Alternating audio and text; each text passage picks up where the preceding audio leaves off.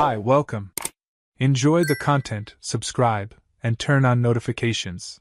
Connor had always believed he knew his wife better than anyone else in the world. 7 years of marriage had built between them a comfortable, even predictable routine, but he liked that. He liked waking up next to Bethany, drinking coffee while she read the news on her tablet, coming home to find her cooking dinner or watching a TV show. At 33, Connor had established a stable career as an architect, Oregon, and felt he'd found the perfect partner to share his life with. Bethany, 31, worked part-time as a freelance graphic designer, which gave her flexible hours and, as she always said, time to better care for the house and herself. Connor never questioned that freedom. Trust was the foundation of everything, or at least that's what he kept telling himself. That Tuesday in October, Connor was driving through the Oak Ridge neighborhood, a quiet residential area about 20 minutes from where they lived. He'd scheduled a meeting with a potential client who wanted to renovate an old Victorian house, and Connor was excited about the project. The afternoon was clear, with that golden autumn light that made Portland even more beautiful. He turned onto Maple Street, looking for the client's address, when something caught his eye across the street. A woman was stepping out of a 2-story house painted pale blue. She adjusted her black coat around her body, glancing around with quick, almost furtive movements. Connor's entire body froze even before he could blink. It was Bethany. His heart immediately raced, not with excitement, but with something much darker. What was she doing there? That house didn't belong to any friend or relative he knew. Bethany had never mentioned anything about Oak Ridge. She was supposed to be at home working on a design project with a tight deadline, at least that's what she'd said over breakfast. Connor parked his car a few meters ahead and watched through his rearview mirror as Bethany got into her own vehicle, a silver Honda Civic, and quickly drove off in the opposite direction. For a moment, he considered following her. But something stronger pulled him in another direction. He needed to know where she'd just come from. Connor got out of the car and walked over to the pale blue house.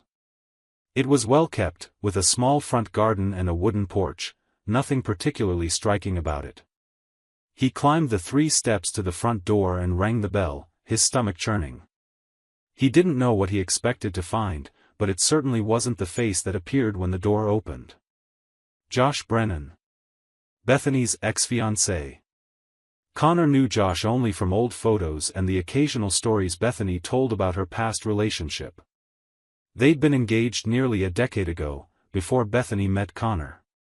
The engagement had ended abruptly, and Bethany had always been vague about the details, saying only that they realized they weren't compatible. Connor had never pressed her.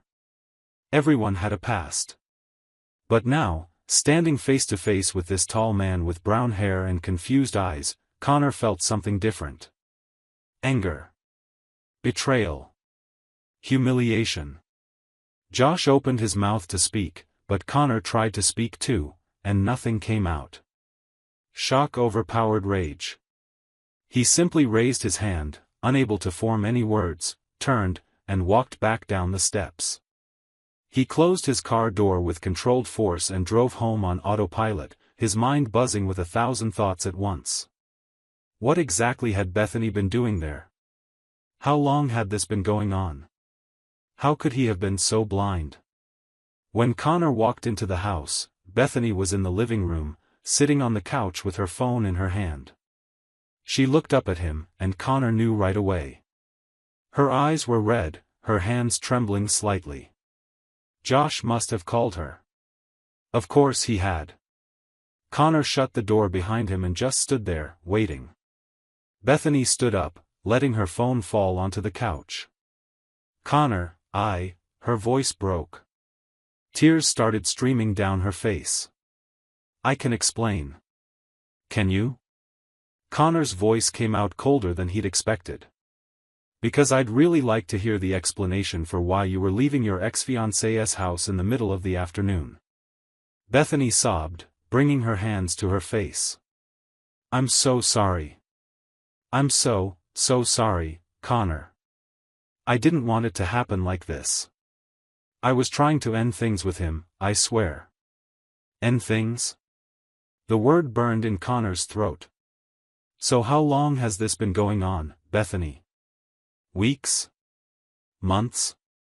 3 months, she whispered, barely able to look at him. It started in July. We ran into each other at a coffee shop, and he said he'd moved back to Portland. We talked. It was innocent at first, I swear it was. But then you thought you could hide this from me forever? Connor's voice was colder than he'd intended. 7 years, Bethany. 7 years together, and you throw it all away for an ex who wasn't even important enough for you to move forward with back then? Bethany shook her head, tears falling faster. It wasn't like that. I was confused.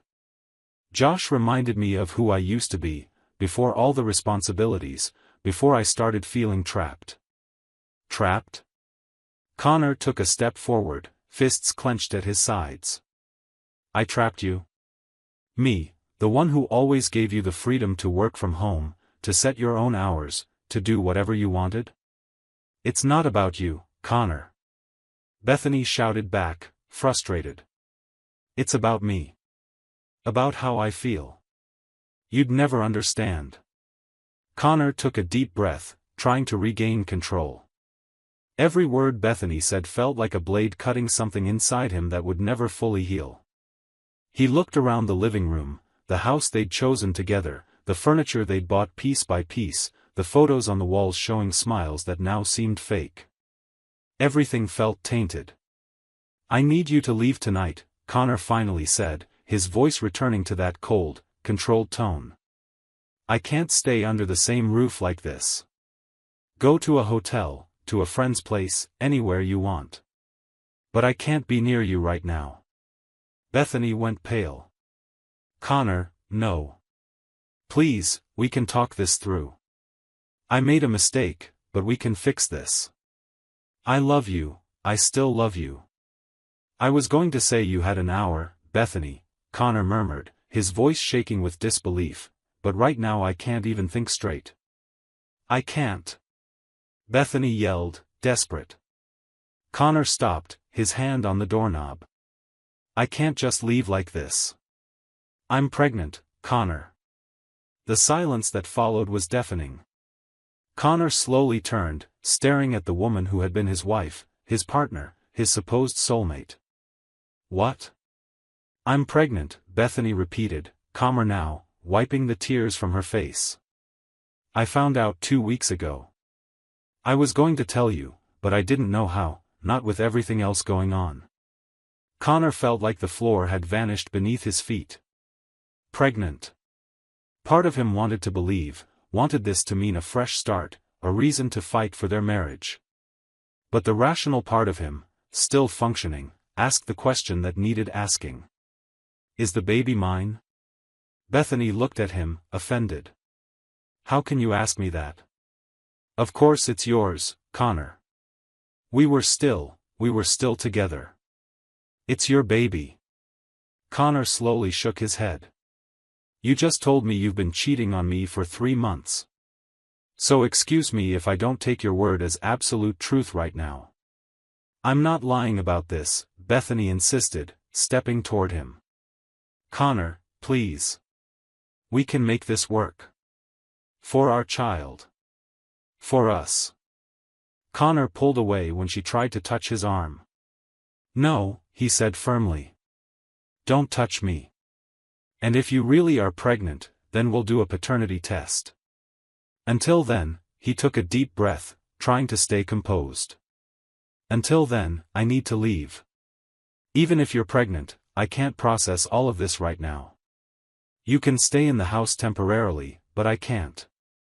Connor went upstairs to their bedroom, grabbed a suitcase, and started throwing clothes inside without care. Bethany followed, trying to argue, begging him to stay, but he ignored her. Every word she spoke now sounded false, every promise empty. He collected important documents, his laptop, and a few essentials. Before leaving, he paused in the doorway and looked at Bethany one last time. The house is only in my name, he said calmly. It's my parents' inheritance. You never contributed financially to the property, and you were never added to the deed. Legally, it's mine. But I won't throw you out right now. Stay until we get the test results. If you need to go to essential medical appointments, let me know and I'll cover your transportation. But once we know the truth, everything changes. He paused. You destroyed everything, Bethany. I hope it was worth it. Connor spent the following weeks in a small rented apartment, going to work mechanically and spending nights researching non-invasive prenatal paternity tests. He learned that in Oregon, after 8 weeks of pregnancy, it was possible to perform a test that collected fetal DNA from the mother's blood. He contacted a lawyer, who advised him on the legal steps to take. Bethany initially resisted, but the lawyer made it clear that Connor had the right to request the test before assuming any financial or emotional responsibility for the child. The waiting was torture.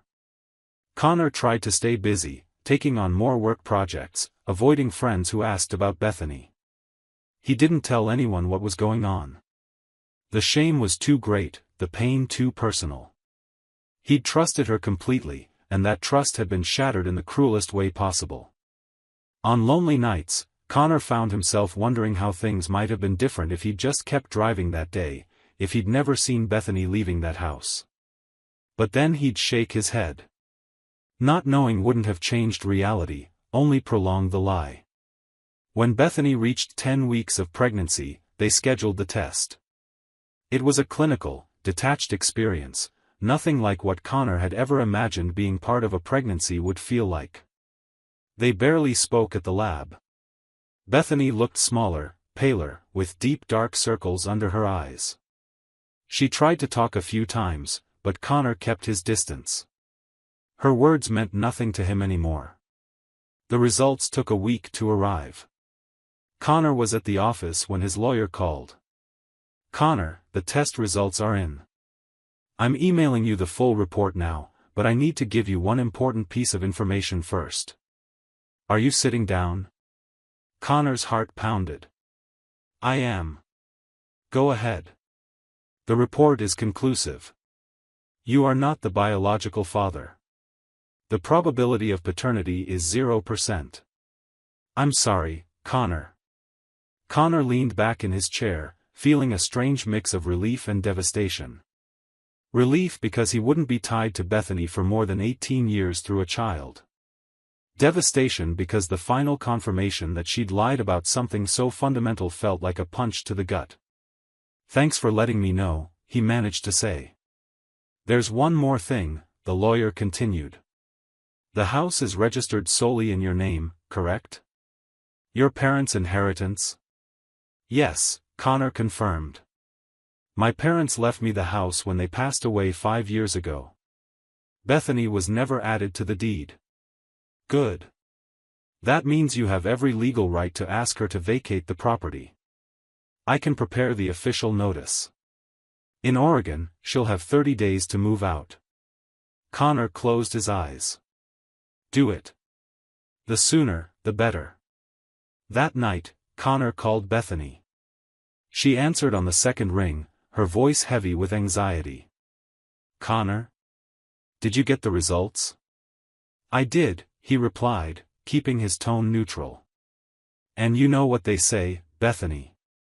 I'm not the father. The silence on the other end was long. Finally, Bethany sobbed. Connor, I really thought it was yours. I wasn't lying on purpose. You weren't? Connor let sarcasm color his words. You were involved with 2 men at the same time, Bethany. Those are the consequences. That's cruel, she whispered. Cruel? Connor felt anger rising again. You want to talk about cruelty? You cheated on me for 3 months. You lied every single day, looked me in the eyes and pretended everything was fine. You made me question my own sanity when I sensed something was off. And now you want to talk about cruelty? I know I made mistakes, Bethany started, but Connor cut her off. You'll receive an official notice in the next few days. You have 30 days to leave the house. It's mine by inheritance, and you have no legal claim to it. Use that time to find a place and pack your things. Connor, I don't have enough money to, Bethany tried to protest. Then I suggest you call Josh, Connor interrupted coldly. After all, the baby is his. Maybe he'll want to take responsibility. He hung up before she could respond. In the days that followed, Connor learned through mutual acquaintances that Bethany had contacted Josh about the pregnancy. His reaction was exactly what Connor had expected, and secretly hoped to hear. Josh panicked. According to what Connor heard, Josh initially denied any responsibility, claiming Bethany couldn't prove anything. When she mentioned the paternity test and the possibility of legal action for child support, Josh simply disappeared, literally. He abandoned his job, the month-to-month rental house in Oak Ridge with no long-term lease commitment, and moved to Nevada without forwarding his address. Bethany tried to track him down, but Josh had cut all ties. He blocked her number, deactivated his social media accounts, and vanished completely. The man she'd chosen over her husband, the one who supposedly made her feel free and alive again, had fled at the first sign of real responsibility. The irony wasn't lost on Connor. A month later, Connor was back in the house he'd grown up in, the house his parents had bought with so much effort and love, the house they'd left him with the hope that he'd build his own happy family there. Bethany had moved out as ordered, leaving behind only a few pieces of furniture that Connor donated to charity. He didn't want anything that reminded him of her. Every room was cleaned, repainted, renewed. Connor needed to erase the traces of those 7 years and start over from scratch. He learned, through a former co-worker of Bethany's, that she was now living in a small apartment across town, struggling to pay bills with sporadic freelance work. Her pregnancy was progressing, and she was alone, no husband, no child's father, no financial stability she'd enjoyed while married. Some mutual friends had taken sides, but most simply distanced themselves, not wanting to get caught up in the drama. Bethany had lost not just Connor, but the support network she'd built over the years. Connor felt no pity. He knew he should, he knew part of him ought to worry about the innocent child on the way, but he couldn't. Yes, the child was innocent, but it had been conceived amid a lie he'd never asked to be part of. He understood the child bore no blame, but he also knew it wasn't his responsibility to care for a life born from a deception he never chose to join. Whatever happened from here on out would be the direct consequence of choices Bethany and Josh had made. 6 months after that afternoon in Oak Ridge, Connor was slowly rebuilding his life. The divorce proceedings were underway and would soon be finalized. Bethany had no grounds to contest it, she'd admitted to the affair, the paternity test proved the child wasn't his, and she had no claim to the house. Legally, it was a straightforward case, even if it remained devastating to the heart. Connor started going out more, accepting invitations from friends he'd ignored during those dark months. He wasn't ready for a new relationship and knew it would take time to trust again. But he was alive. He was breathing. He was moving forward, one step at a time. One Sunday morning, Connor was at the local grocery store buying groceries when he saw her. Bethany was in the baby products aisle, her belly now quite prominent, looking at diaper prices with a tired, defeated expression. She wore simple clothes, no makeup, her hair pulled back in a messy bun, a completely different version of the woman Connor had once known. Bethany looked up just then, and their eyes met. For a second, Connor thought about turning away, leaving quickly before she could say anything. But he didn't. Instead, he held her gaze, saw the regret and shame reflected in those eyes he'd once thought he knew so well. Then, calmly, Connor acknowledged her with a brief nod, a gesture that said, "I see your pain, but it no longer belongs to me," and kept walking. He didn't look back. There was no reason to. Bethany was the past now, a painful lesson about trust and choices. Connor had his house back, his dignity back, and, most importantly, the truth. The lie had been exposed, and he was free of it. The price had been high, 7 years of his life invested in something that turned out to be false, but Connor was determined not to let it define his future. He was stronger than he'd imagined, more resilient than he'd hoped. As he loaded his groceries into the car, Connor looked up at Portland's clear sky and took a deep breath. The pain was still there, probably always would be, on some level. But it no longer controlled him. He'd faced betrayal, demanded the truth, and reclaimed what was rightfully his. Bethany would have to live with the consequences of her actions, just as Josh was clearly running from his. But Connor? Connor was finally free to rebuild, free to breathe without the weight of lies choking every moment. And that, he realized, was more than he'd ever thought possible on that devastating October afternoon. Life collects debts, Connor thought as he drove back home. Not always quickly, not always in the way we expect, but eventually, the choices we make catch up with us. Bethany and Josh were learning that now, each in their own way. And Connor? Connor was learning that sometimes the greatest revenge isn't doing anything at all, but simply moving on and letting people deal with the ruins they created themselves. He pulled into the driveway, looked at the familiar facade of the house, and smiled, a small but genuine smile. It was a beginning. And for now, that was enough. Thank you for watching the video. If you enjoyed it, don't forget to subscribe to the channel and turn on notifications so you won't miss any updates. See you next time.